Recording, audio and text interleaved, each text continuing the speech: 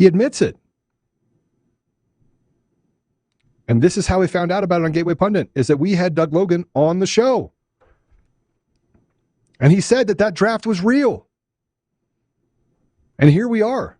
David, here we are. He said it wasn't real, got out there discredited. They still wrote articles about it being discredited, and Doug Logan himself said it was real. Yeah.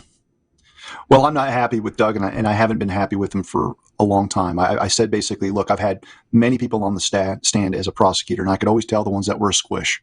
And no disrespect to Doug, he's a squish. And he's acted very, very squishy over the past. And I'll tell you right now, the thing that's very upsetting is that I happen to represent someone that's very important in the curling case. We had a deposition, and you're finding out that Doug Logan was basically providing all kinds of information to the attorneys about many, many advocates for the election movement. And the folks were shocked at how much Doug Logan retained and was sharing with the attorneys for Team Evil. We're talking about. Are you serious? And there was no. Oh, it was shocking. There were people that were defending Doug to me, saying, no. Doug's a good guy. He might be a little misguided. And when we got done with the deposition, the major sourcing of information that was being weaponized against people that were being deposed, where did it come from? Most of it came from Doug Logan. He was holding on to stuff that, like, you're just asking yourself, why would you hold on to this? You know, knowing the landscape that we're in, when you have all kinds of people coming after people, threatening them. And so a lot of people were very, very confused and perplexed because none of this had anything to do with his work in Maricopa. He was holding on to stuff that had no bearing to Maricopa. And Team Evil is going to try to sift through every communication to create narratives. And the narrative that we saw during this deposition was they were desperately trying to tie any of the election experts to Trump. They were trying to concoct a false narrative that somehow people were working at the direction of Trump. And it was bull. But it makes you wonder, like, why would someone like Doug Logan have this information and turn it over to these lawyers? What information are we talking about specifically? Just communications early on from November, December of 2020.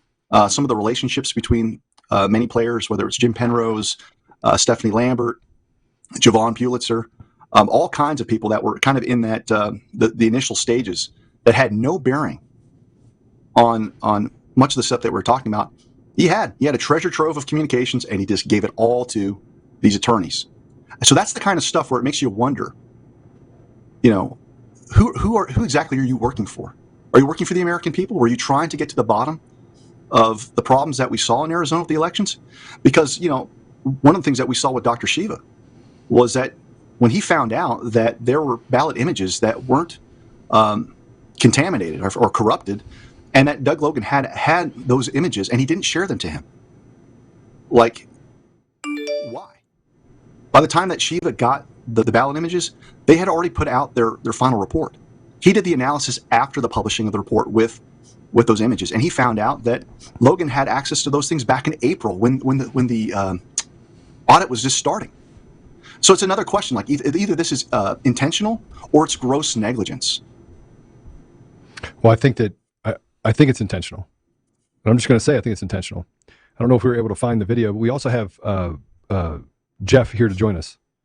So I don't know if you want to bring him in now, or am I saying that timing? He's got some other stuff. How much time do you have, David? I don't want to infringe.